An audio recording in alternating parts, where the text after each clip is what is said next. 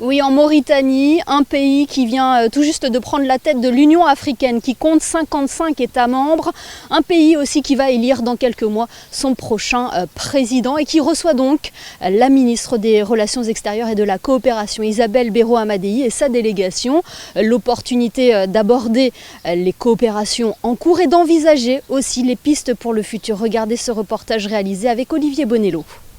C'est l'un des pays avec lequel Monaco coopère depuis de longues années, près de 30 ans maintenant. Situé au nord-ouest de l'Afrique et bordé par l'océan Atlantique, la Mauritanie est au carrefour entre le Maghreb et le Sahel.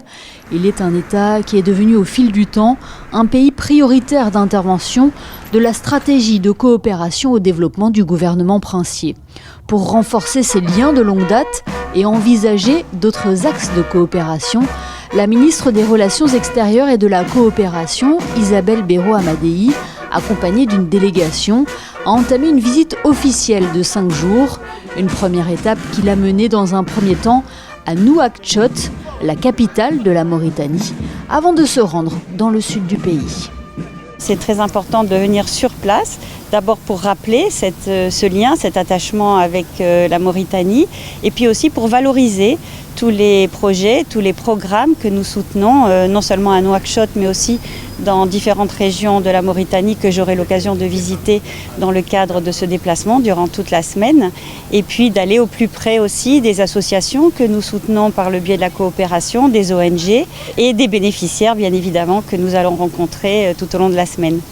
La première journée s'est concentrée sur plusieurs rencontres diplomatiques et l'organisation de la première réunion de la commission bilatérale de la coopération Monaco-Mauritanie au ministère des Affaires étrangères, de la coopération et des Mauritaniens de l'étranger.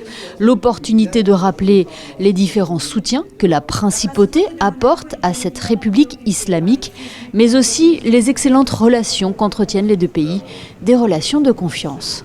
C'est l'aboutissement d'une relation qui a commencé il y a plus de 25 ans, je pense, et qui a commencé par la protection civile, qui s'est développée dans le cadre de l'éducation, la santé et on espère dans d'autres domaines. La Mauritanie est un pays qui est en plein développement. La Mauritanie, je pense, doit beaucoup à la principauté de Monaco par rapport à la protection civile, qui aujourd'hui, on a une protection civile qui commence à se développer et qui commence à être de plus en plus efficace et on en avait bien besoin.